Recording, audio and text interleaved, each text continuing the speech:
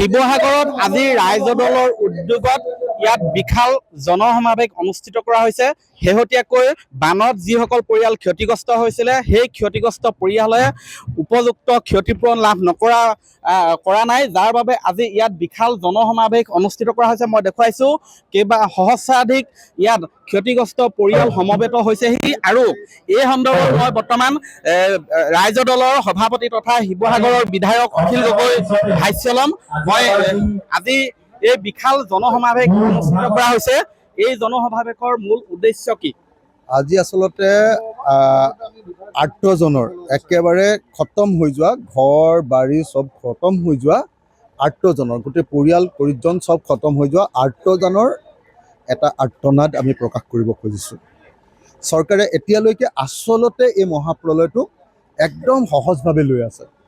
এইটো যে সহজ ঘটনা নহয়, লাখ লাখ মানুহৰ ঘৰ যে কমপ্লিটলি শেষ হৈ গ'ল আৰু সেইবিলাক মানুহে যে অন্ততঃ 20-25 বছৰৰ কাৰণে আৰু কেতিয়াও থিয় হ'ব নোৱাৰে, সেই কথাটো এতিয়ালৈকে আচলতে চৰকাৰে বুজি উঠা নাই। তেওঁলোকে বানপানী আহে আৰু যায়, আগতে যিটো হয় আৰু কেইটামান ৰেচন দিয়ে তেনেকুৱা বুলি ভাবি আছে। এইবাৰ যে বানপানীটোত একদম ঘৰটো ভাঙি থৈ গ'ল, ঘৰৰ ভিতৰত থকা বিচনাখন ভাঙি থৈ গ'ল, তুলিখন নাইকিয়া কৰি থৈ গ'ল, সোফা ছেটটো নাইকিয়া কৰি থৈ গ'ল, আপোনাৰ আলমিৰাটো নাইকিয়া কৰি থৈ গ'ল, গডৰেজটো নাইকিয়া কৰি থৈ গ'ল, তাৰপিছত আপোনাৰ বিচনাখন নাইকিয়া কৰি থৈ গ'ল, তুলিখন নাইকিয়া কৰি থৈ গ'ল, বাচন বৰ্তনবিলাক চব শেষ কৰি থৈ গ'ল, যে একদম পূৰা পুতি পেলালে। মানে আপোনাৰ যেনেকৈ পথাৰখন পুতিলে, যেনেকৈ ভঁৰাল ঘৰটোত পুতিলে, তেনেকৈ ঘৰখনো পুতি পেলালে আৰু একোৱেই নাইকিয়া সৰ্বশান্ত মানুহত পৰিণত কৰিলে। অসমীয়া মধ্যবিত্তৰ আটাইতকৈ ভাল অৱস্থাপূৰ্ণ মানুহবিলাকৰ অৱস্থা তেনেকুৱা কৰিলে। এতিয়া চৰকাৰে তাৎক্ষণিকভাৱে সাহায্য দিম বুলি কৈছিলে টকা 15,000। আজি 34 দিন হ'ল টকা 15,000 বেছিভাগ মানুহে পোৱা নাই। গতিকে এই কথাটো চৰকাৰক আজি আমি দেখুৱাবলৈ, এই আৰ্তজনৰ আৰ্তনাদ দেখুৱাবৰ কাৰণে এই সমাৱেশখন পাতিছোঁ। 1। 2 নম্বৰ, চৰকাৰে কৈ আছে যে টাউনৰ মানুহবিলাকক 1,20,000 টকা, গাঁৱৰ মানুহবিলাকক 1,70,000 টকা মিনিমাম আমি দিম। আমি ক'ব খুজিছোঁ যে নহয়, টাউনৰ মানুহে হওক গাঁৱৰ মানুহে হওক, যিধৰণে ধ্বংস হৈ গ'ল টকা 10 লাখ নিদিলে একোৱেই নহ'ব, একোৱেই নহ'ব।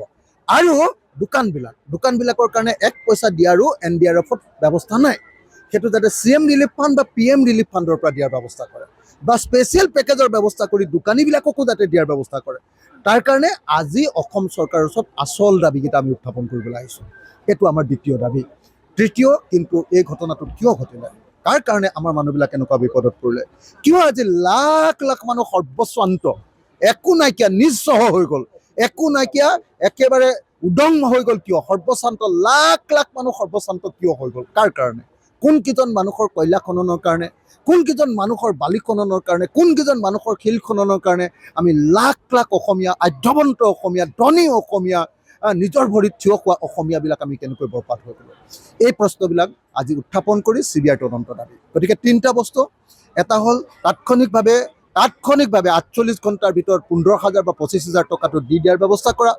2 নম্বৰ, ক্ষতিপূৰণ অকল 1,70,000 বা 1,20,000 নহয়, 10 লাখ টকাকৈ দিয়াৰ ব্যৱস্থা গ্ৰহণ কৰা আৰু ক্ষতিপূৰণ দোকানীবিলাককো, ব্যৱসায় প্ৰতিষ্ঠানবিলাককো দিয়াৰ ব্যৱস্থা কৰা পৰিয়ালৰ লগতে। আৰু 3 নম্বৰ, CBI তদন্ত কৰি প্ৰকৃত দোষীবিলাকক শাস্তি প্ৰদান কৰা। এই দাবীসমূহ উত্থাপন কৰিয়েই আজি এই বিশাল জনসমাৱেশ অনুষ্ঠিত কৰিছে ৰাইজৰ দলৰ উদ্যোগত। মই দেখুৱাইছোঁ ইয়াত সহস্ৰাধিক বানপীড়িত পৰিয়াল আহি উপস্থিত হৈছে সেই শিৱসাগৰৰ এই বৰ্ডিং খেলপথাৰত। আৰু এই বৰ্ডিং খেলপথাৰত ৰাইজৰ দলৰ উদ্যোগত অনুষ্ঠিত কৰা হৈছে এই বিশাল জনসমাৱেশ। আৰু এই জনসমাৱেশৰ যোগেদি ৰাইজৰ দলৰ সভাপতি অখিল গগৈয়ে মূলতঃ 4টা ইয়াত প্ৰশ্ন উত্থাপন কৰিছে, ইয়াত দাবী উত্থাপন কৰিছে। সেইকেইটা হ'ল, যিসকলক এককালীন 15,000 টকা দিয়া কথা আছিলে, যিসকল ক্ষতিগ্ৰস্ত পৰিয়ালক, সেই সকলো পৰিয়ালকে, ক্ষতিগ্ৰস্ত সকলো পৰিয়ালকে 48 ঘণ্টাৰ ভিতৰত 15,000 টকা দিয়াৰ দাবী উত্থাপন কৰিছে। দ্বিতীয়তে, প্ৰতিটো ক্ষতিগ্ৰস্ত পৰিয়ালক 10 লাখ টকাকৈ দিয়াৰ দাবী উত্থাপন কৰিছে। তৃতীয়তে, এই যি বানপানীৰ সৃষ্টি হ'ল, এই বান মানৱ সৃষ্টি বুলি তেওঁলোকে অভিযোগ উত্থাপন কৰিছে আৰু ইয়াৰ এটা CBI তদন্তৰ দাবী তুলিছে বিধায়ক অখিল গগৈ তথা ৰাইজৰ দলে। আপুনি বিচৰা বাতৰি পাব কেৱল News 18 এপত। নিউজ 18 এপ ডাউনলোড কৰিবলৈ স্কেন কৰক এই QR কোড। গুগল প্লে ষ্টৰতো পাব এই নিউজ 18 এপ।